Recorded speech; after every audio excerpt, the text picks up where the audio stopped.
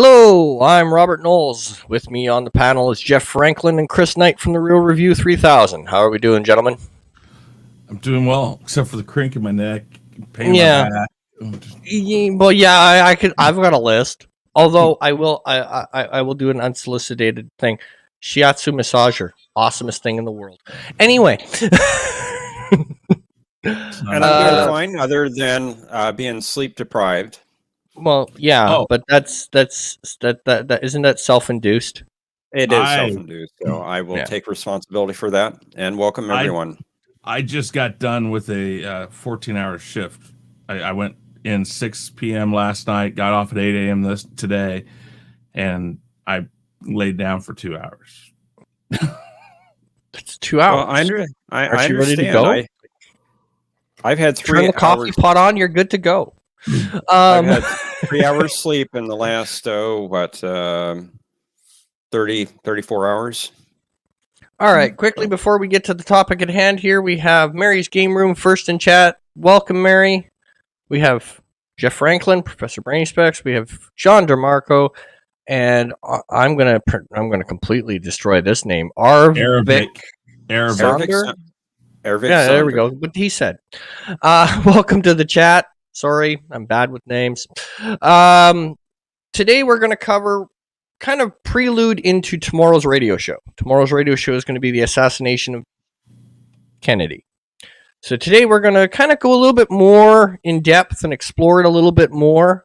Talk about it a little bit more than what we could in the radio show because of the format of the radio show. So we're going to get to a few things. So John F. Kennedy's assassination really changed a lot in the United States. There's a lot of things coming on the back end of that assassination that is still being thought about, planned for, and thought of, and changes the modern president's life to this day. It's one of those where, oh shit, we made a mistake. It will never happen again. Basically, building up to this, Kennedy was serving out his first term as president, and it was getting close to re-election. And he was not doing so well in Texas and Dallas. He wasn't polling very well. So, as they normally do, what you do is you flash the cash. You bring in the president. He does his speeches. He does some goodwill, kisses a few babies, and you bring up the president's quota so that when the day of the polls, the president will do better in hopes. However, what ends up happening is as the president's motorcade is making its way through Dallas, the president is shot. And the president dies. Which sets into a whole new, whole different world of events that will left people with, well, what if? What if? Also, on the back end of this, if the shooting of a president wasn't bad enough, to send conspiracy theorists in a field day for years to come, there were a few things that were done or said or that kind of left questions, more questions than there ever was answers. Some of it was written off as national security, so we can't talk about it. Other things, such as the person who basically got told, who was brought up on the charges of killing the president, ends up dead 2 days later.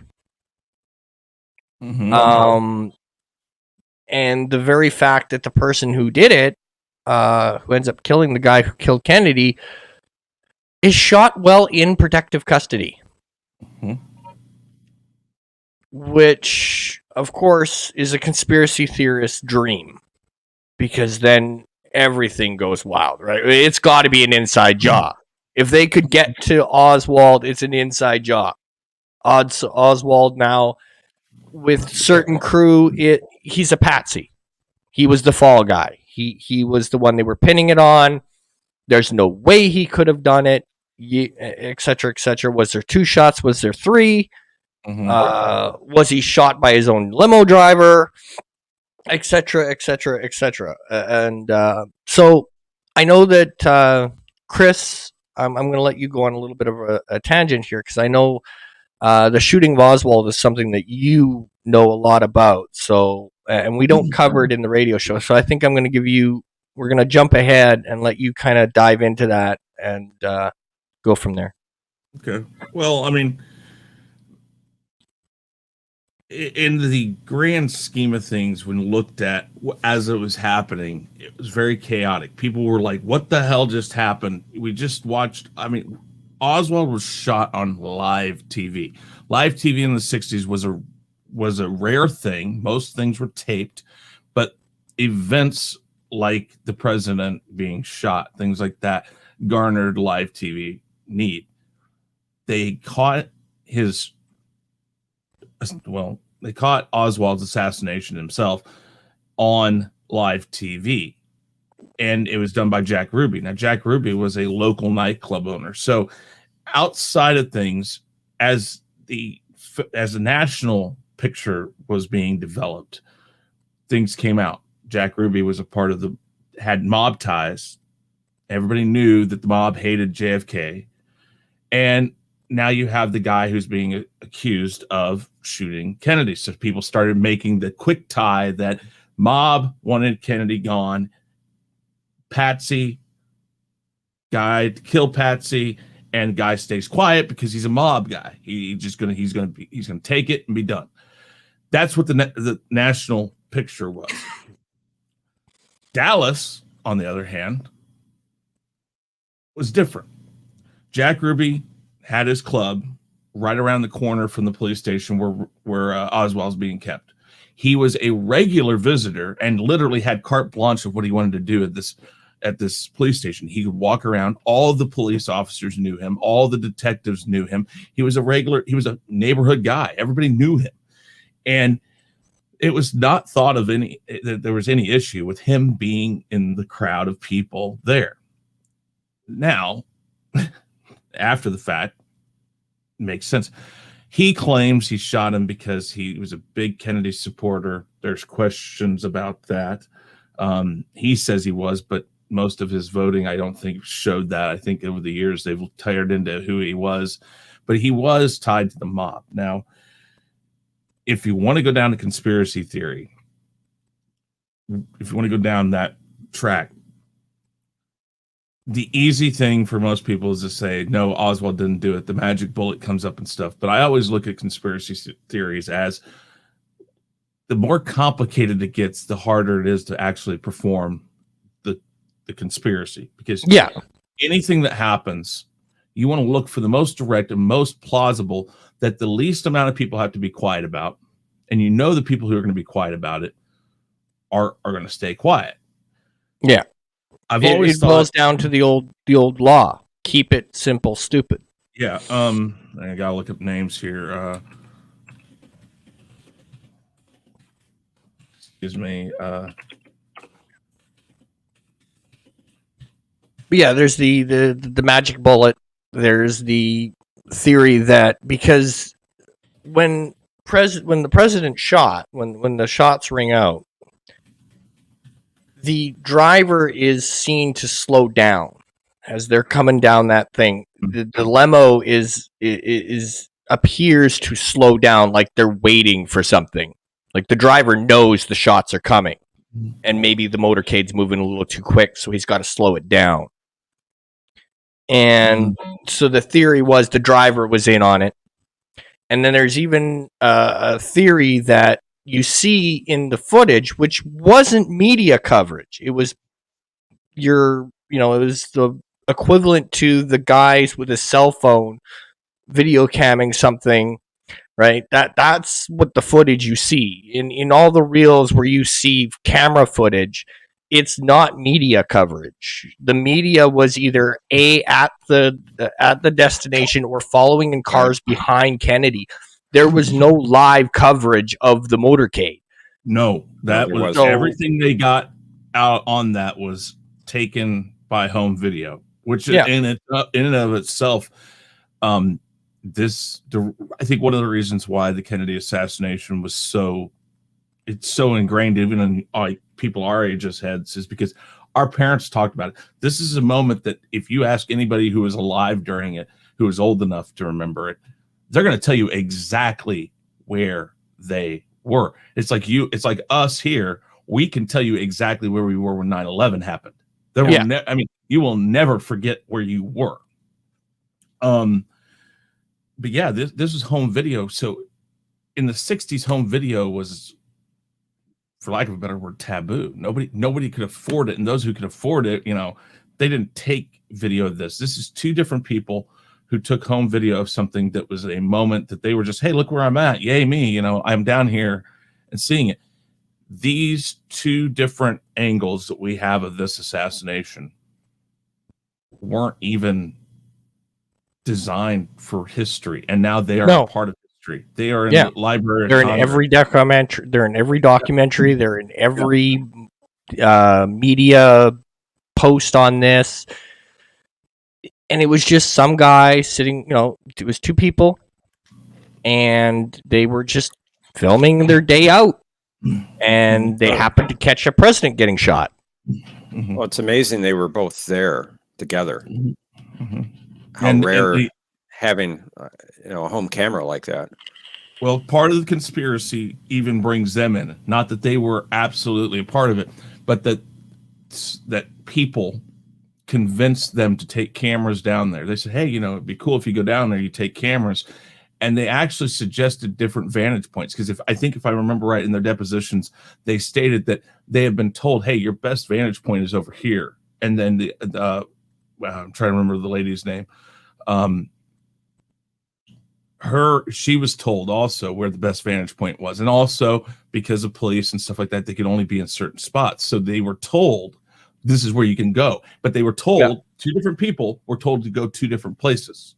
So again, this lends to conspiracy theorists saying, hey, look, they capture different angles. This is like, we get into this. Well, and if you really want to get into the wormhole, there are even theories, forget about the mob.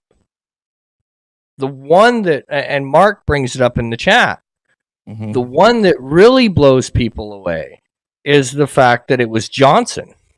Well, all right. So right. That's the one that, that's the quickest one that gets rubbed out of the rug. That it could, not a chance. No, this is not going to be where the FBI is in on it. The CIA, everybody. Let's listen to this. You gotta remember, we got a picture. That picture's Kennedy assassination. So you got the box. You buy the puzzle. Here's the box. Yeah. We know what happened. Here it is. Got Kennedy being assassinated. That's our picture. When we open the box, we got a bunch of puzzle pieces. So how can we make this puzzle come together where it makes sense? First off, you say no to Johnson, but Johnson was a part of the establishment. Hoover, who absolutely hated both Kennedys that were in office, was a part of the establishment. We always talk about establishment when we talk about government. Yeah. So the United States government, I believe, played a part. Why? Because after the Bay of Pigs invasion, Castro was brought. So here's the thing: we tried to assassinate Castro for years. The United States denied that that's what the Bay of Pigs invasion was, but everybody knew it was. It was like, oh no, that's not what it was. But everybody was like, yeah, okay, whatever, we know. Well, Fidel Castro's sitting here going like, listen, I might do stuff you don't like, but I have not in any way, shape, or form tried to invade or screw with what you guys are doing. Why are you messing with me? Yeah. Well, let's follow the tracks. We're going to go with the players, and then I'm going to prove to you, or try to prove to you, that as many people who say Oswald didn't do it, Oswald did it. I'm sorry. Oswald was the lone gunman. He was the man who shot however many times. I think it was officially, they did find 3 bullet casings, but I can't remember. I know there was 2 that hit. Yes. But we'll get to that here in a second. So we have the federal government, who was under a lot of pressure from Russia, which was a big player back then, and they kind of are still, but not nearly what they were then. No. We were just in the beginnings of who knew what was going to happen. World War II is just a few, 20 years earlier, 25 years earlier. But we were still dealing with that. We were still dealing with the Berlin Wall. We were still dealing with East and West, communism, capitalism, all Missile of that. crisis. The Cuban Missile Crisis comes along. We decided to do the Bay of Pigs War. invasion, and it blows up in our face.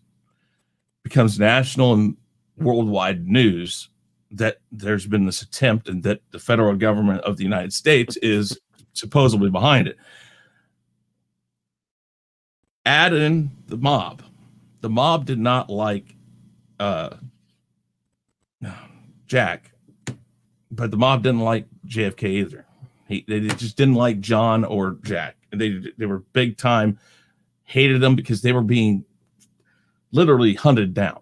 Yeah. And it wasn't like the federal government hadn't done this before, but the federal government had always had kind of like, hey, I'll scratch your back, you scratch mine. You stay out of our business, we'll stay out of yours. Until, the federal government sued Al Capone, or didn't sue him, but they took him to court. But what was it for? It was for tax evasion. Rarely had the federal government actually gone after organized crime for it set a precedent. And they started doing that. Well, Hoover didn't like that either. Now, you can believe what you want about Hoover, but the fact of the matter is Hoover believed that letting organized crime kind of do their thing made it so they could follow it and get more leads, and they had people in place that they could get information from them, and if they needed to stop something, they could stop something. So Hoover was never on board with it, but here he had an AG telling him, you got to do this, and he hated the Kennedys too. So we're going to add the mob, we're going to add Cuba, communism, and we're going to add the fact that you have the federal government. All three at this point come into convergence of, we got to do something because these guys are going, listen, Cuba's in on it now because they hate Kennedy because he tried to kill Castro. FBI doesn't want the interference from the Kennedys, and the mob doesn't want the interference from the Kennedys. So they all have this one common goal. It's how do we get rid of JFK? Now, I mean, and I'm sure that there's a ton of different things that came out. Well, we could, scandal. I cannot for the life of me believe that they didn't know about his multiple affairs, and they didn't know about his drug use because of his problems.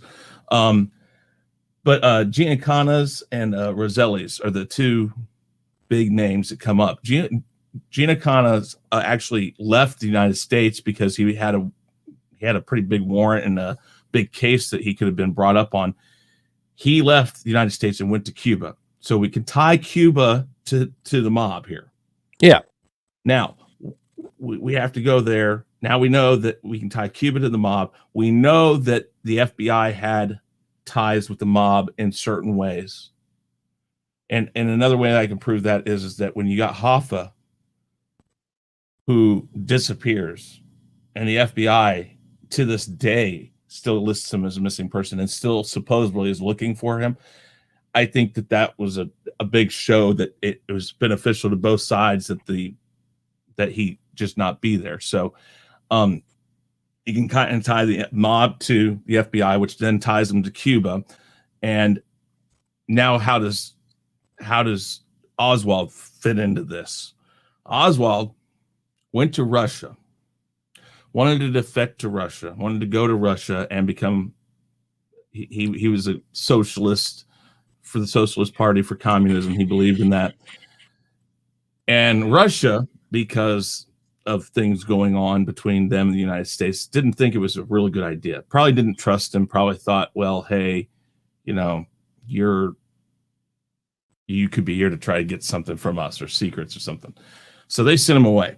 Well, they did tell him, hey, if you want to fight with us or be a part of the cause, you could go to Cuba. Well, he went to Cuba and continued training because he was a sniper. So we know he had the ability to shoot, but we had to put his tie into Cuba, the mafia, or the FBI. Well, we know that he went to Cuba, and he spent time in Cuba. I think his wife was Russian or Cuban. I can't remember which one, but his wife was a foreign person. And he goes there because he wants to fight for the cause. I think what happens is you get the three people, FBI, Cuba, or Castro in this case, and the mob, and they all three are like, hey, here's a guy who's willing to do anything we want him to do. All we got to do is tell him, go do this. And like I said, I think they went through multiple things they could do. I don't think assassination was number one. I think the Kennedys kept pushing, and eventually they just thought there's only one way to do this, and we got to get rid of them. They thought by doing so that would stop the Kennedys from trying more stuff, and we know later on that was not the case. No. And that one, though, I do not believe that his brother was actually a conspiracy. I think that was somebody who had a vendetta. And there's, I mean, and that guy's still alive. Let's put it this way. That guy's still alive. He's been interviewed numerous times. He doesn't hide. He talks about it. I mean, so I think there's less there. But they find a patsy in Oswald, send him back to the United States, and set him up to do this. All it took then is, well, what do we do with him? He's going to get caught. They knew he would. I mean, he stuck out like a sore thumb. He was socially awkward. We all know. I mean, this was they had known him in Dallas for other little things. He was just socially awkward. He didn't like being in the United States, so he stuck out. You send him, he shoots him, he goes, he runs, he goes to this theater, gets caught, gets brought back. Okay, now he's in custody. Well, he's going to talk because he's soft. They all thought he was soft. I mean, Russia even said it. They thought he was just weak. He wasn't the type of person they wanted. Well, and I mean, he even goes on national TV and says, "I'm a patsy," right? Mm-hmm. Like which of course feeds into the conspiracy theory, right? That I'm a patsy. I didn't do it. I didn't do it. I didn't do it. Right? And he says this. Right. Go ahead. So yeah. See, I think the patsy thing, when he said he didn't do this, I think what he meant more to the point is that I'm not the only one. Yeah. I did. I mean, I don't know. He's not going to say he did it. He's trying to look innocent, but I mean, I don't know any killer right off the bat. No. Is that? Well, yep. There are a few. There have been a few. There is a few. To every rule, there is an exception. He says that. Well, what's the first thing they do? They're like, oh shit, he's gonna talk. He's gonna talk.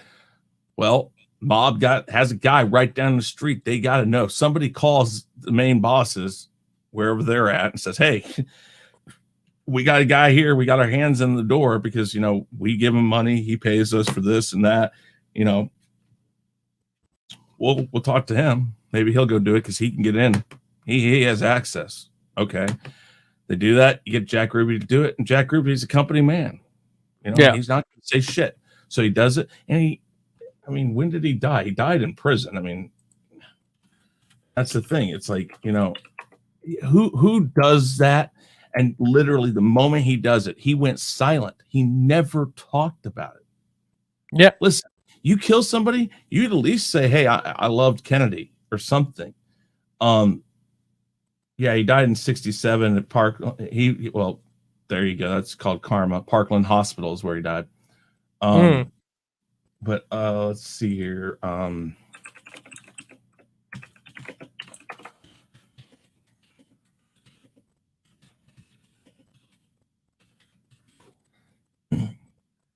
Let's see here. Detective Archer testified to Warren Commission that when he searched Jack Ruby after his arrest, he was worried about Oswald's condition. And he said to Ruby, Jack, I think you killed him. That's the thing. They knew him by his first name. That was the type of thing. Yeah. But I don't think I've ever read an actual quote of Ruby about killing him. I'm looking, trying to see if I can find something. I think he said it was a mercy killing, and I mean, maybe things like that, but nothing directly to the point of, this is why I did it. Yeah, he's not going to give a manifesto. Yeah, so I mean, Yeah. I think that's a telltale sign. Also, he died in 1967, really? So 4 years? 4 years after? 4 years. Yeah. So I mean, he didn't I mean, so let's go further. I'm not sure what he died of, but going to a hospital, something tells me he probably died of lung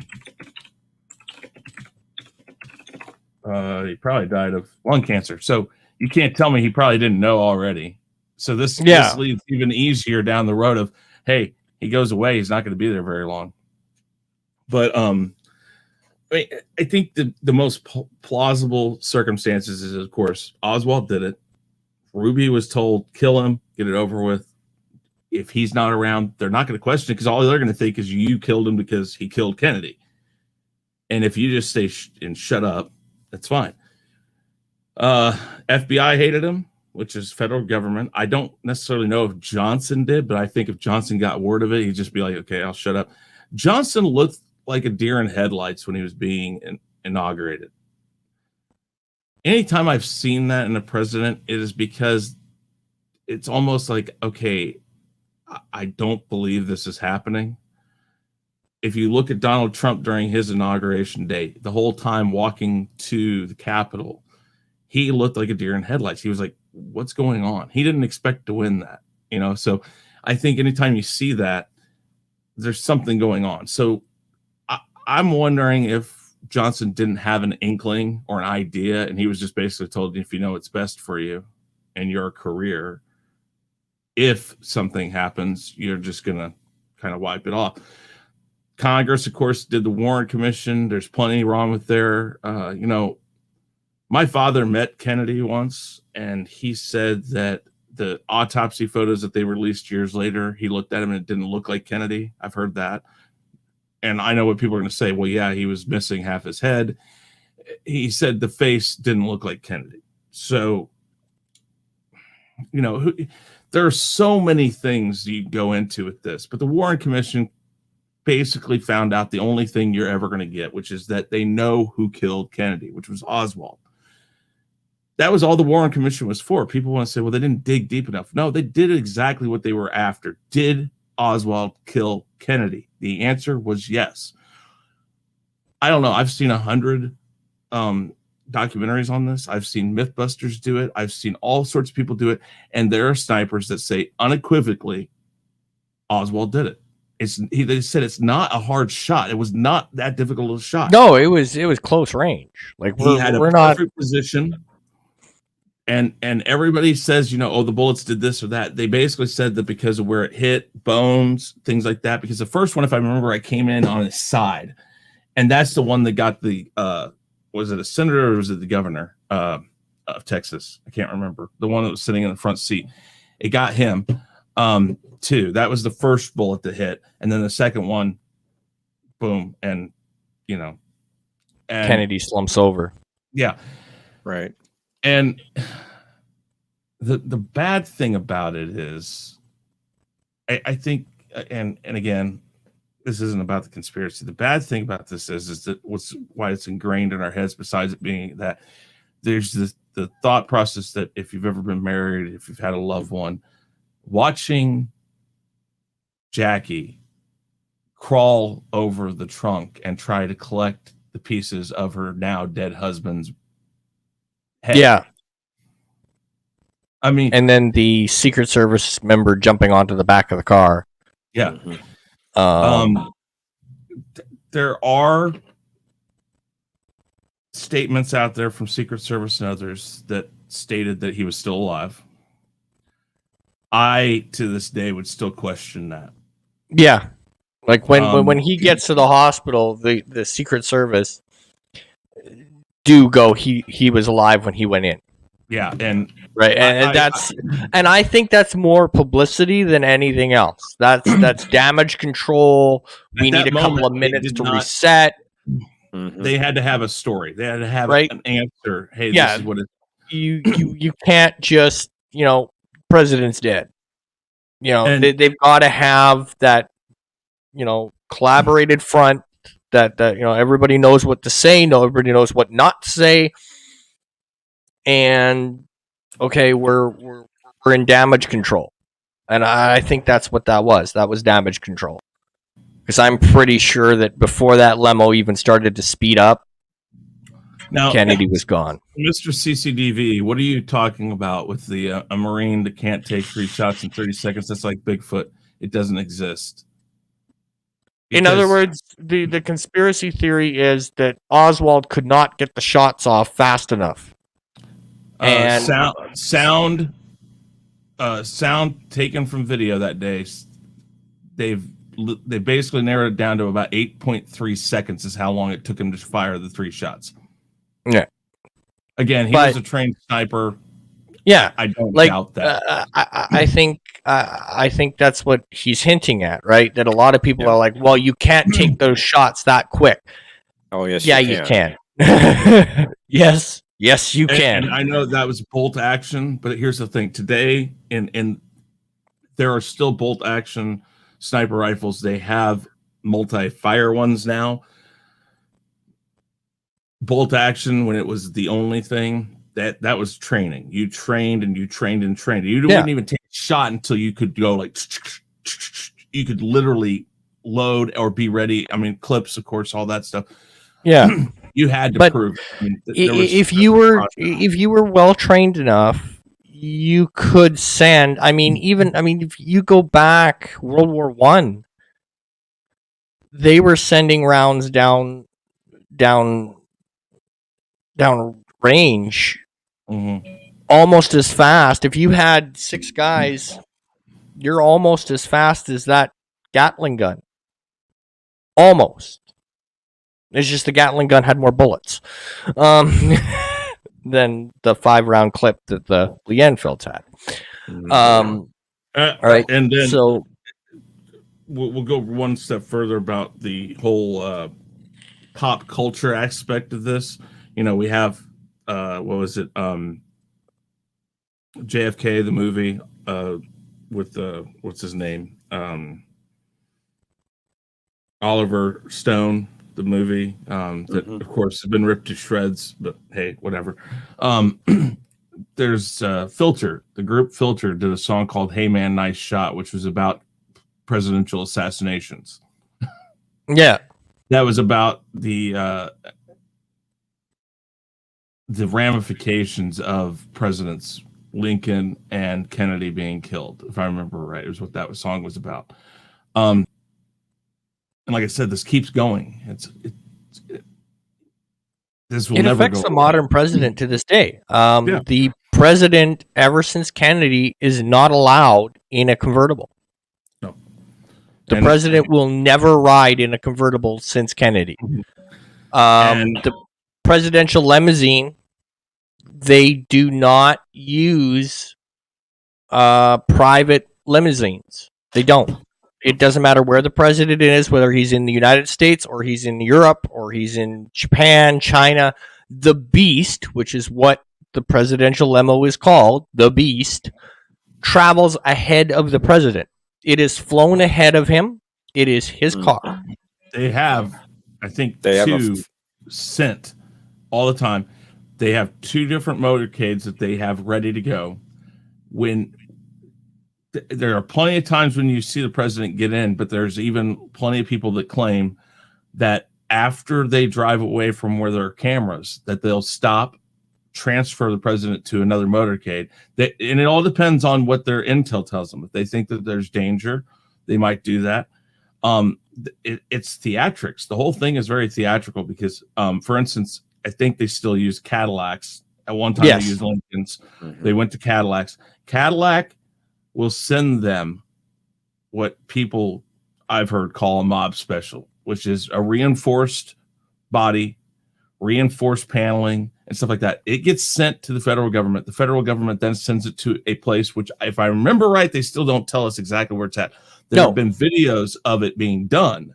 There have been in these. They're not allowed to they're not allowed to disclose the polymers. They're not allowed to disclose the thickness. They're not allowed to disclose the actual capabilities.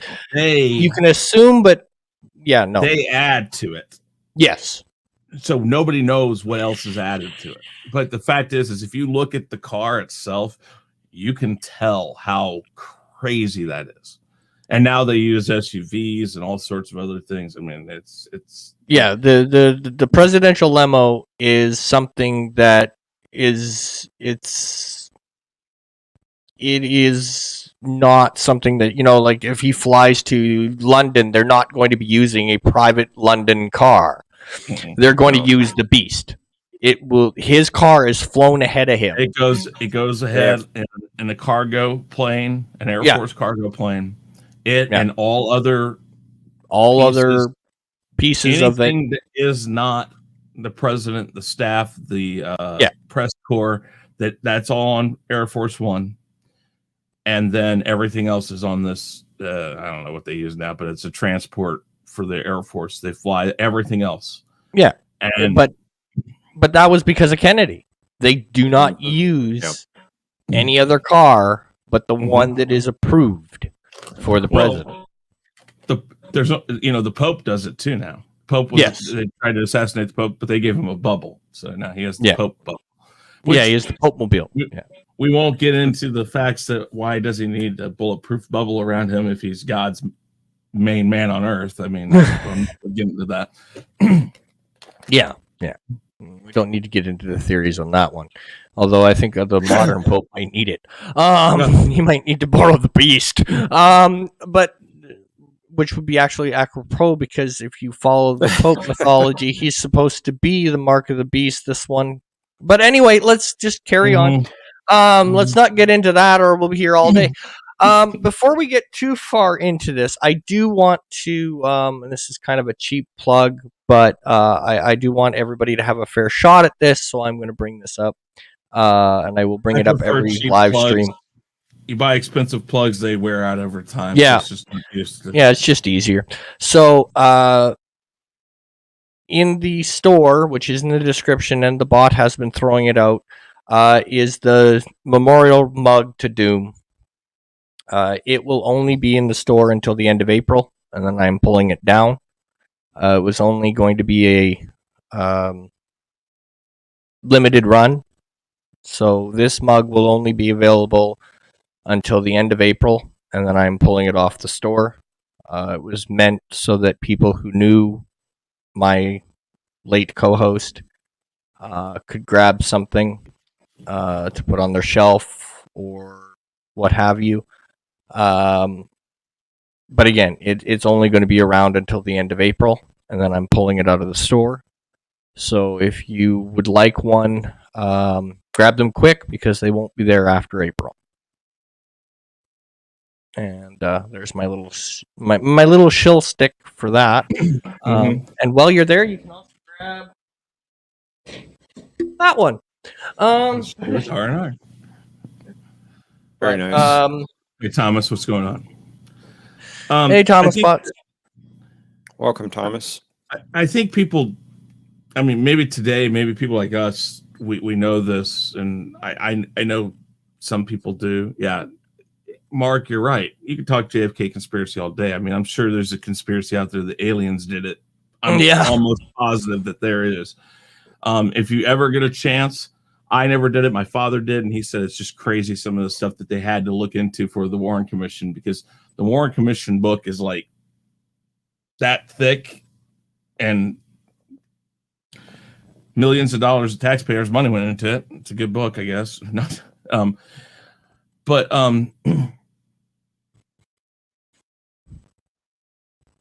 Kennedy started a lot of different things. It was reform. Look at today. I mean, the mob, it still exists. We know it does. But the mob is more of a business now. They do things more in line with, listen, the stuff they do isn't any worse than something Disney might do nowadays. Yeah. I mean, literally, it's almost gone to that where they're so just vanilla that they're just another corporation almost. That was because of the Kennedy years. That was because of Jack and John. There was there's the space, NASA. That was because because John F. K. or JFK, he put a bar on getting to the moon. And if you ever doing a kind of a cross pollination in this, if you actually look at the documentaries on the moon landings and stuff, you will notice that the only reason why it got done by 1969 was because people felt like they owed it to JFK to make something he said was happen. Yeah. Even when they sent people and they'd done all the tests, they still weren't really sure if they could do it.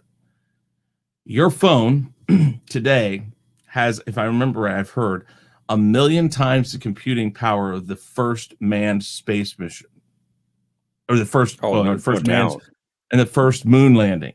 Your phone would probably go to sleep doing what the computer in the moon lander did. It would probably think, why am I doing this? This is so mundane and so easy. How are we? But that's Kennedy. Kennedy set a date, and the United States, when he was dead, felt like we have instead of making things go quiet, it did the opposite. It galvanized a nation. The 60s, this country, it was kind of like 9/11, galvanizing things that happen in history can either tear a country apart or bring them together tighter. 9/11 brought us Pearl Harbor, Kennedy's assassination. There were those things that happened, and they brought this country together. So great strides were taken. And I mean, again, I don't know, you think about it, at the beginning of the 1900s, late 1800s, cars were not a normal thing. I mean, they that happened in the early 1900s, where they finally got, the assembly plant going to where they could, the assembly line going and getting these cars out by the hundreds at the time, which was amazing. So in a span of 60, 70 years, we had gone from still being in wagons and horse-drawn carriages to being on the moon. And there's never been a time in the history of man that has seen that much development and technology. So really 69, the year that we went to the moon, that was the culmination of all of that. Since then, we have home computers, but that was just making computers smaller. And by the time we had the microchip, we were just making them smaller and more powerful. That's the only thing really happening there. I mean, even to this day, that's the only thing they're doing. They're adding power to your microchips and to your computers. But ultimately, it's still the same thing that we had in the 60s. It's just much smaller. Cars really haven't changed.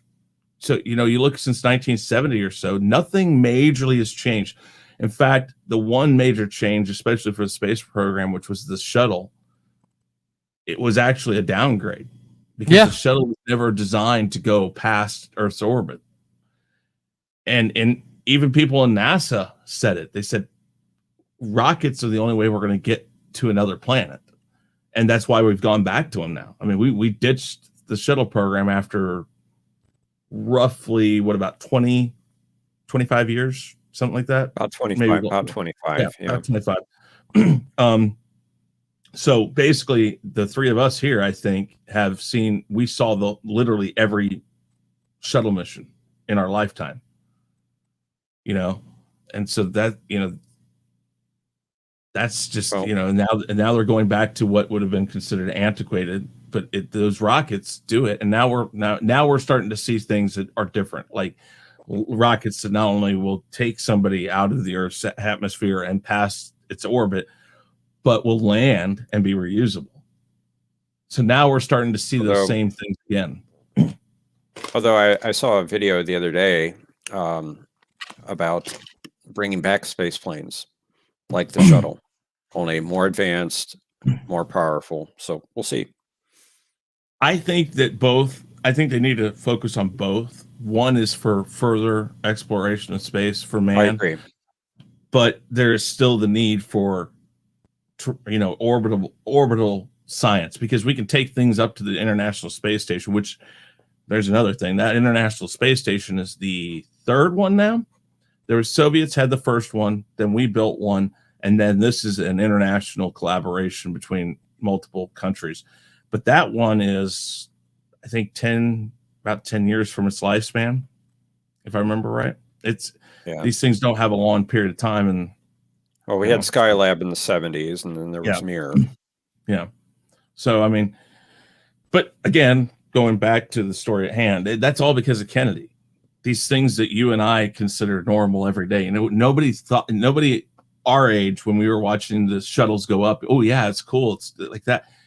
We didn't feel, I mean, my great grandmother told my mom when they watched the moon landing, she says, I was traveling the country in a covered wagon when I was younger. I've seen cars come. Now I've seen a man walk on the moon. She said, I've lived too long. And Berto Prey 5 points out there were 2 Skylabs. Mm-hmm. Yeah, and then the Russians had Mir. Yeah. And actually, Mir was a whole other piece, because they used that. I think I've read like 15 years past its use by. It's like good date, and there's lots of stories been told that like in the final days of it, there was like aluminum tape and stuff like all over it, holding the thing together. Yeah, and Mark does make a good point. I mean, he states that, cars, have come a long way. I mean, just electric cars alone. And I mean, if you really want to go technical, as far as I'm concerned, electric cars are slacking, because where you really get an inkling of what electric could be capable of is if you look at electric motorcycles. Those things are downright scary, because they go faster than anything made by gas. This goes back and they are scary. The United States is its own worst enemy. The United States, during the Edison and Tesla feud, Tesla was working on wireless power. You would have power lines on the street, out buried in your street, and your house, through a wireless means, would grab that energy and power.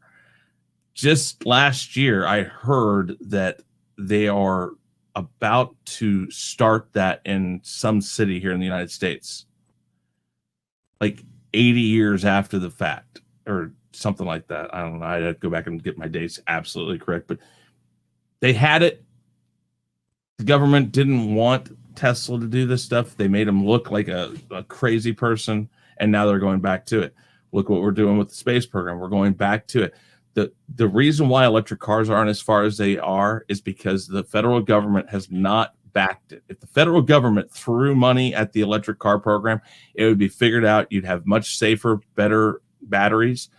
Now, I'm not saying the Green New Deal. Don't get me wrong. For those of you people who know about that, I'm not saying. Well, see, I've always thought about it this way.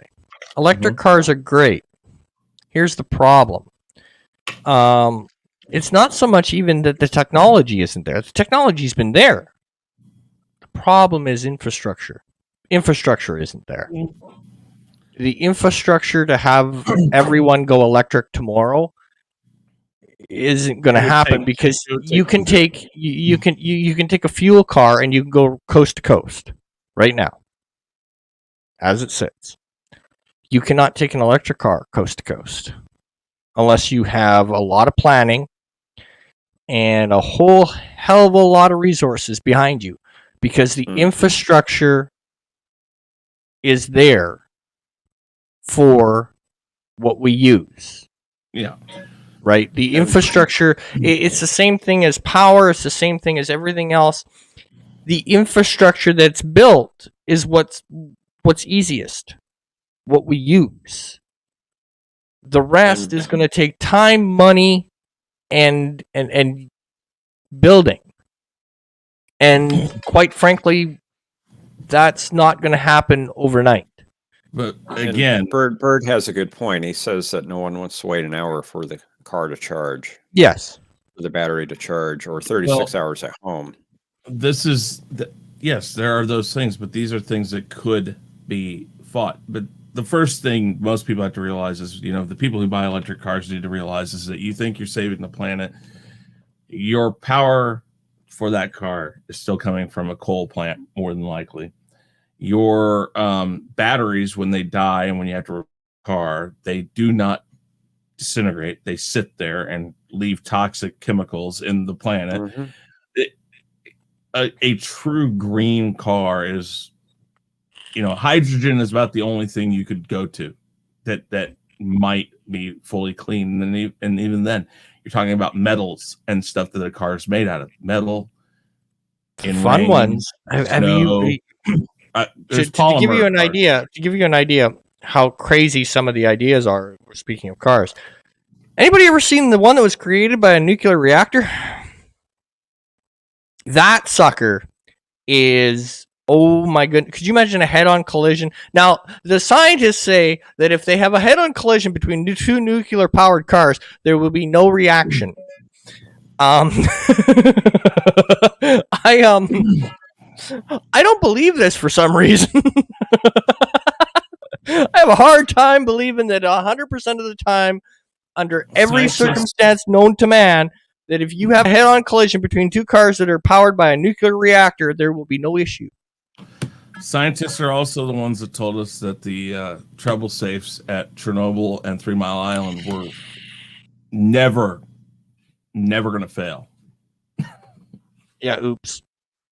Yeah, that's okay. I have a third leg now. I'm happy. Yeah. Slight miscalculation. Yeah. All right, let's circle back around. Yeah, circle the wagons back to Kennedy here. But all this stuff we just talked about was very much, a lot of that came from Kennedy. Kennedy was a visionary. He wanted to push the country farther. And I think that bothered people. I mean, let's be honest. The guy was not a person who didn't have a target on his back, just from being, one, who he was, and two, his thoughts. But when he actually tried to implement these thoughts, and when he actually started, he had people behind him. But you had a very, I would not go, as far as saying it was exactly the same type of division in the country as there was during this last presidency with Trump and Biden, but it was a similar feel. There was two factions of this country: the red-blooded American who had worked hard in the trenches, who'd fought in World War II, and then there was this mentality of, look, the dreamer, look what we could do. Mm-hmm. But things are stopping us, and what I'm here to do is build us to this while trying to stop what's keeping us from that. Yeah. Mob, things like that, the things that were scaring people. So you had a very big division of the people who may never have been a part of the mob, but never had a problem with the mob because the mob had kept their neighborhoods clean, safe. And, you had that division in America. Again, I won't put it on the same level as what we're in right now with all the stuff going on.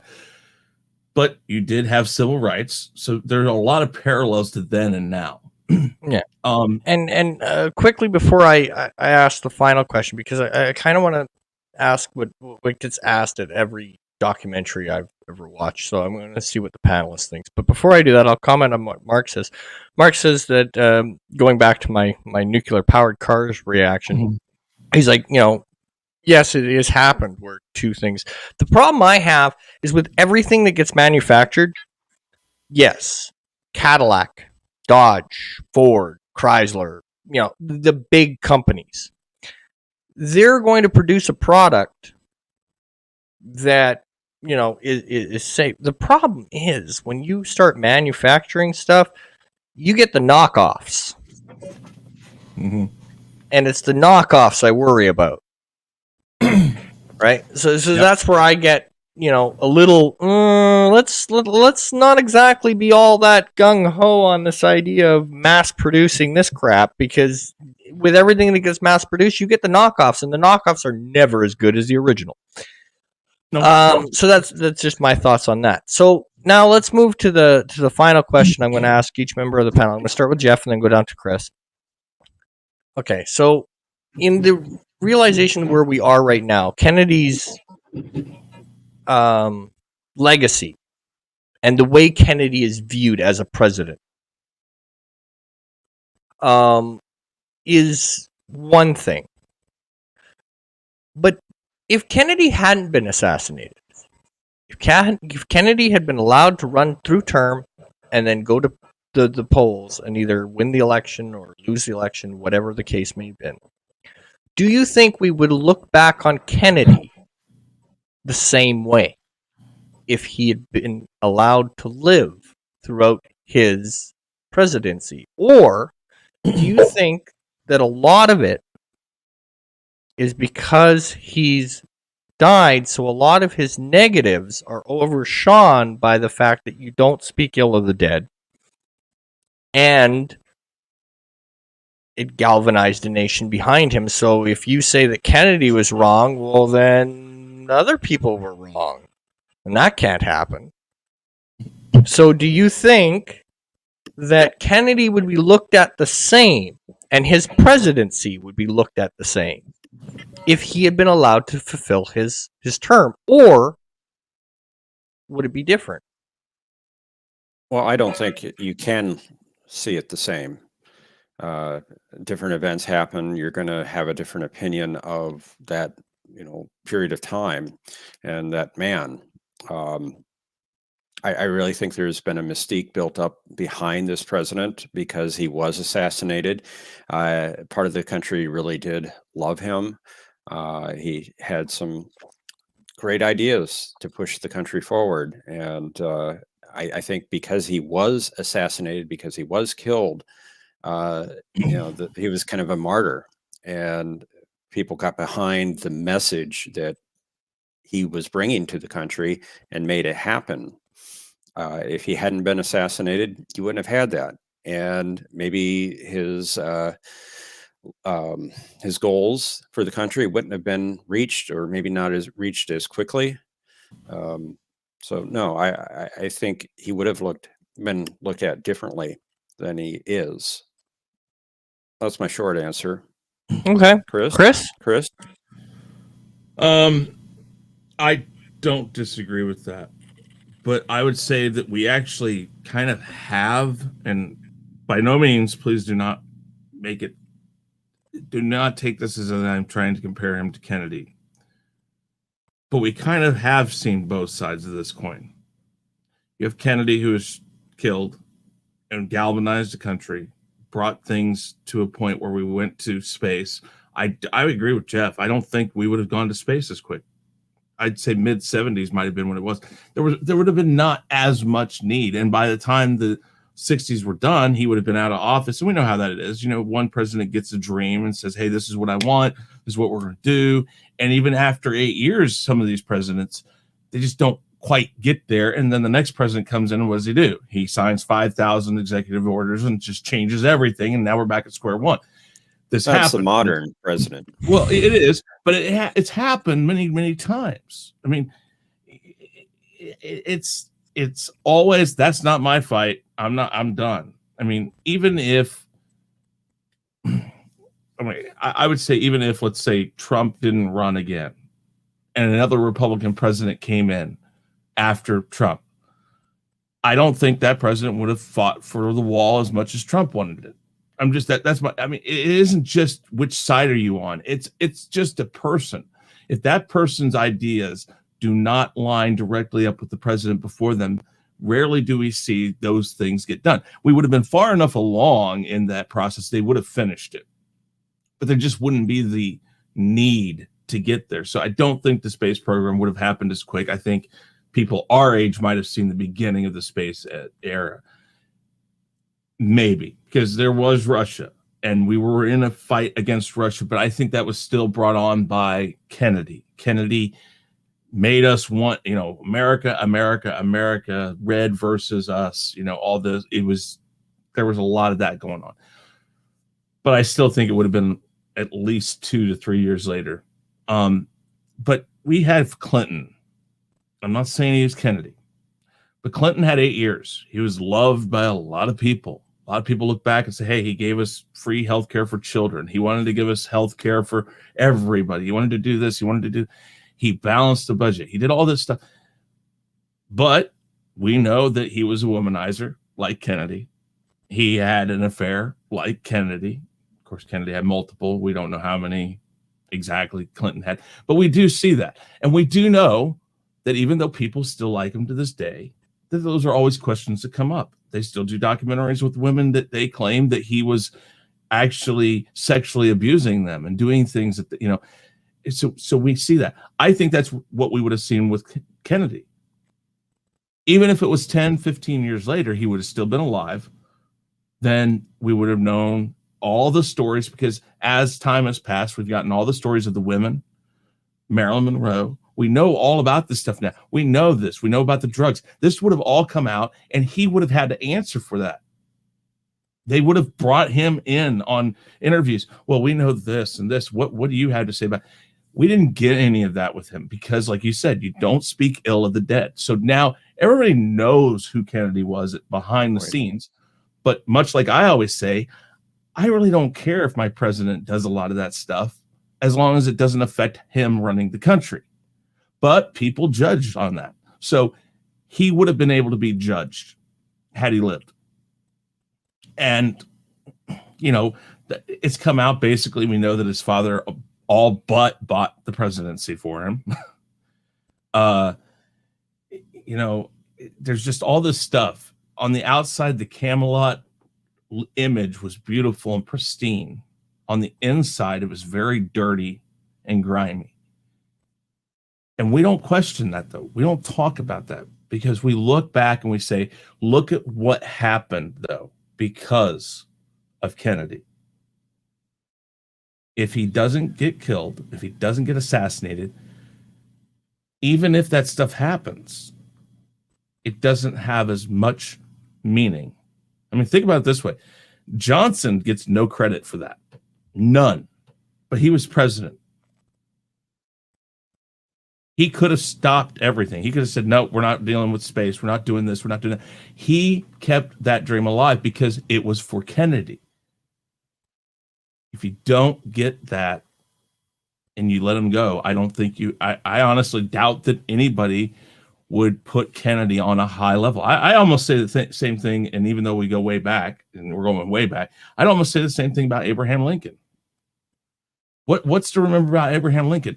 He freed slaves. He brought the country back together after it was split apart. But what would have happened if he had lived? Would he have continued to do these things? Or would it have been 4 years after that all hell broke loose because he went on a power trip or something? We don't know. I mean, you don't know what these people would have done with another 4 years. And so you just can't. With Kennedy, I think it's easier to say that with the things we know today, what was going on behind the scenes, that whatever he did do would be tarnished. It doesn't take away from the shininess of his administration even today, because people just kind of say, well, you know, yeah, but he was Kennedy, and look what he did for the country. He lives. You do not get that. You just don't. See, for me, I've always thought that if Kennedy lives, and Kennedy isn't assassinated in Dallas, Kennedy's legacy would be the Bay of Pigs. Well, we would have tell you, right? That would have been the next hot button topic in the next election. Mm-hmm. He would have been dragged through the dirt, and I think he would have gone down as a failed president if he doesn't get assassinated in Dallas, because the amount of egg that the United States wore on its face because of the Bay of Pigs, you know, it showed weakness on a world stage that the United States doesn't show, right? It's just you don't know this, no, right? So if Kennedy isn't assassinated in Dallas, all of what was good for that came out of Kennedy, all of the, you know, like, because once Kennedy's assassinated in Dallas, all that goes away. All of that is, you Well, know, they weren't going to go and dig that up. Go and dig it. Yeah. No, right? No, that's gone now, right? No, we're not dealing with that. Okay, so we're gonna pick out all the good points. It happens everyday life. I mean, if you think about it, every one of us knows that person in our lives where, you know, when they're alive, right? You go to a banquet or a family gathering or whatever, and, you know, you'll hear your aunt, uncle, Bob, Billy, cousin, whatever. You know, it's always, oh, I can't stand Uncle Bill. Uncle Bill is such a jackass. God damn it, I wish he'd just smarten up. Blah, blah, blah, blah. Then he dies. Or she dies. Well, when she dies or he dies, that's not what's said. What's said is how good he was, how he always tried. All the things that he did that was weird or embarrassing. Now, oh man, he was such a jokester. Oh yeah, when he did this. Oh yeah. Right. In hindsight, after the passing, it's always, you don't remember the bad, you remember the good. You celebrate the good, you bury the bad. And I think a lot of that would have played into Kennedy. Kennedy would have had a lot to answer for in the next election. Well, and a lot of people, if you really think about it, I don't know if he would have won. Right? I don't know if he could have gotten that next term. They still had the unions. They still had his father's money. Yeah. But again, it comes down to... It depends on where he could have shown that he was at with the space program. Yeah. And how fast they could have buried the Bay of Pigs. The only other person I think at that time politically that could have rivaled him would have been Nixon. And even now, looking back, look at what Nixon. I mean, that time was not without people with an agenda and doing things their own way. That's why, like I said, I correlated to what you get with Clinton. Notice, even when Hillary ran, Bill is just more of a, hey, look, there's Bill. He doesn't talk very often in front of cameras anymore. He doesn't show up to these political events and make a big ruckus. He's there. He was there at the inauguration. He was there at Trump's inauguration, but nobody talked to him. He didn't do a lot. It's like he's always very back here. But if you had looked back when he was a president, you would have thought he'd be front and center at all this stuff. And the biggest thing he's done in the past 5 years is he did that vaccination live. That's the biggest thing he's done. Mm-hmm. But he's very subdued. You don't hear from him a lot. He does public speaking events, but they're very closed and to certain groups. Yeah. I think most former presidents don't speak much, though. No. On a big stage. Obama not very many. is an exception. Well, I hate to say it, but even Bush. I mean, Bush doesn't. Bush, no, I think, went back to his farm, but Nixon, for instance, even after the fact, he wanted to speak.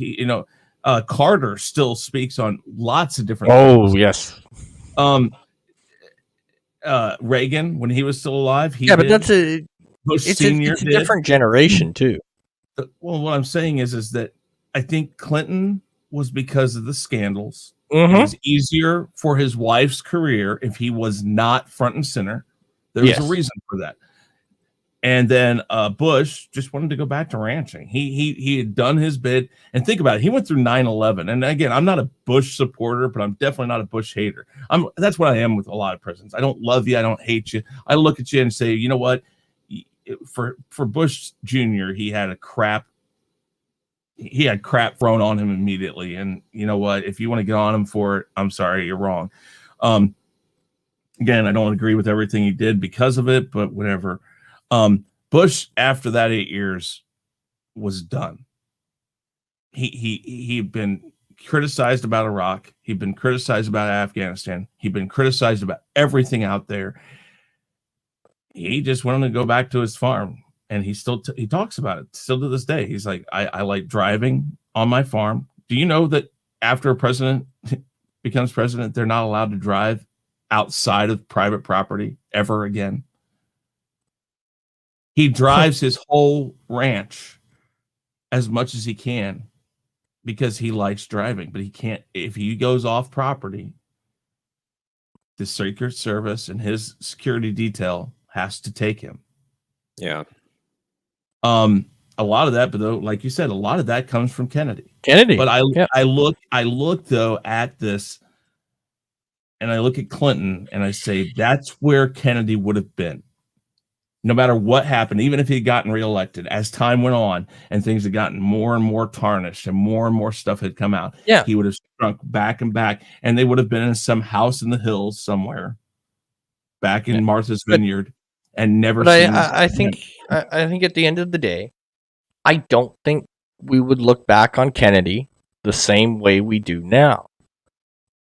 Because, and I think it would be silly to think that we would, because history proves otherwise. If Kennedy doesn't get shot in Dallas,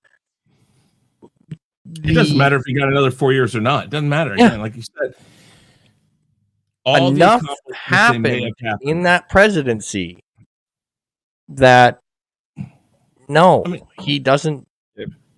He gets elected in what, 60? Or he takes the office in 60, right? 64 would have been the next election, right? 65 would have been the next inauguration. He took office in 61, elected in 60. Yeah, so 61, it would have been 65 that he would have been reinaugurated. Right. The Bay of Pigs invasion, and I guess correlate back to Trump, they fast tracked the second impeachment, but the first impeachment took how long? Took about a year or so. Well, the Bay of Pigs invasion would have had to been investigated with something with the commission, much like the Warren Commission, which took, I think, it took a while. But they would have done that first. Then they would have had to draft articles of impeachment if they even went down that route. By that time, he's reelected. I mean, I don't know how far they would have gotten with that before the election. And but again, so then you can another I 4 years. don't think coming out of it, if Kennedy isn't assassinated in Dallas, I don't think I'm not you arguing get the same. You had said that you weren't sure if he'd gotten reelected. I'm not 100% sure, but you never know. I think he would have. Yeah, who like again? I don't know who would have been running against him. Well, who ran against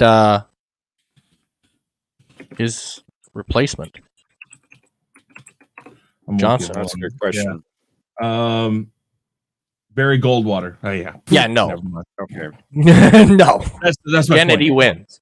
There was only one person, and the only reason why Nixon didn't run that year, I think, was because I want to say, I if I remember right, there were inklings that he was not wanting to run again because he had just run against Kennedy, and he felt like running again so soon after Kennedy's assassination would look bad on his career, because it almost would have looked like, oh look, it's easier this time, and they didn't think that was going to work for his career. If I remember right, there were some things being thought there. Yeah, but again, Johnson. I just think at the end of the day, it would have electoral votes. I mean, yeah. At the end of the day, I don't think. But I think a lot of things would have been different. Like a lot of people coming out of that, the fun questions I've seen it in the chat is the Vietnam War. Would it have been the same with Kennedy at the helm? No, I doubt it would have. Right. Here's the thing, and I'll answer that in a simple term. Kennedy knew what war was. War, not police action. If he had sent troops for police action, the moment that country started to fall, or that the guerrilla warfare started, he probably would have pulled our troops and said, "You know what? We would back you, but we're not going to fight a war for a country that we don't get anything for." Back then, almost every president was America first. Does it help America? Will it be for America? Because again, communism. Yes, the thought that it falling to communism would have played a factor in it, but I think he also would have weighed, is it going to politically or for the country do anything for us? And ultimately, it wouldn't. And at the end of the day, we didn't do anything to change what happened ultimately. No. And again, being somebody who was injured in war, who is a war hero, I don't think he would have. Johnson, I think, was politically motivated to go there because they used the red states as a reason why we had to stop it. You had Korea that we had just gone through, and even though we almost won Korea, China got involved in that. Yeah. And that made us go to the 48th parallel. And then the 48th, right? I'm sorry. I think it's 48th, but whatever. We thought we could take Vietnam. But again, China did not want us coming into basically. Actually, no. It wasn't China. Well, China filtered stuff. It was Russia. It was Stalin. They were a part of it too. Stalin forced Mao's hand. Red states did not want the red states to fall. If you follow the history of the Korean War, the ceasefire did not happen until after a certain leader in Russia died. Mm-hmm. I think he meant the 38th. 38th. Yeah, 38th. That's okay. But no, the ceasefire in Korea didn't happen until after Stalin died. Because China was actually promised by Stalin that if they went in, Russia would follow. Russia just never followed. Mm-hmm. They sent them planes. There were Russian pilots. But the Russian military never actually went in. No. China only sent, I mean, again, those countries never went in. They only supported. Yeah. Because they were communist countries. They wanted communism to stay there because. But it was Stalin. It was Stalin that pushed Mao. Mao wasn't going to bother, and then Stalin started going, "Well, no, they're going to come right across your border next, boy. You better get your troops down there." And then, it was because of Stalin pushing Mao that Mao crossed the line and went into Korea. And then Mao was able to save face afterwards once Stalin had died. Because he couldn't look to back down in front of Stalin. Well, that was the thing. I mean, we're much in the same place with the communism today as we were then, except it's now all done as a transaction. Everything is based on economy now, not war, not land. China falls, United States falls, so it's a mutually assured destruction of a different type. Yeah. So the laws of of codependence.